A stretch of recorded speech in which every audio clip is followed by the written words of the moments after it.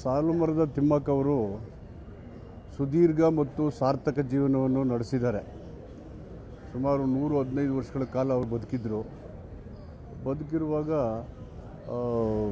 ಅವರು ಕಾಡು ಇದ್ದರೆ ನಾಡು ಅನ್ನೋ ಸಂದೇಶ ಇದೆಯಲ್ಲ, ಮತ್ತು ಪರಿಸರದ ಬಗ್ಗೆ ಅವರಿದ್ದಂಥ ಪ್ರೇಮ, ಜನರಿಗೆ ಪರಿಶುದ್ಧವಾದಂಥ ಗಾಳಿ ಸಿಗಬೇಕು, ಮಾಲಿನ್ಯ ತಡಿಬೇಕು ಅನ್ನೋ ಉದ್ದೇಶದಿಂದ ಸುಮಾರು 5,000ಕ್ಕೂ ಹೆಚ್ಚು ಮರಗಳನ್ನು ಸಸಿಗಳನ್ನು ನಡೆಸಿ ಬೆಳೆಸಿ ಪೋಷಿಸಿ ಅವರು ಗಿಡ ಮರಗಳ ತಾಯಿಯಾಗಿಯೇ ಬದುಕಿದ್ರು. ಅವರು ಬದುಕಲ್ಲಿ ಸಾರ್ಥಕತೆಯನ್ನು ಕಂಡರು. ಸೇವೆ ಇತ್ತು, ನಿಸ್ವಾರ್ಥ ಬದುಕಿತ್ತು, ಸರಳವಾದಂಥ ಜೀವನ ನಡೆಸಿ ಅವರು ನಮ್ಮನ್ನು ಅಗಲಿದ್ದಾರೆ. ಅವರ ಅಗಲಿಕೆ ಪರಿಸರ ಪ್ರೇಮಿಗಳಿಗೆ, ಪರಿಸರಕ್ಕೆ ತುಂಬಲಾರದ ನಷ್ಟ. ಅದಕ್ಕೆ ಎಲ್ಲ ಪರಿಸರ ಪ್ರೇಮಿಗಳು ಮತ್ತು ಅವರ ಕುಟುಂಬದ ಸದಸ್ಯರಿಗೆ ಅವರ ಅಗಲಿಕೆ ನೋವನ್ನು ಭರಿಸುವಂಥ ಶಕ್ತಿ ಕೊಡಲಿ ಅಂತ ನಾನು ಹಾರೈಸ್ತೇನೆ.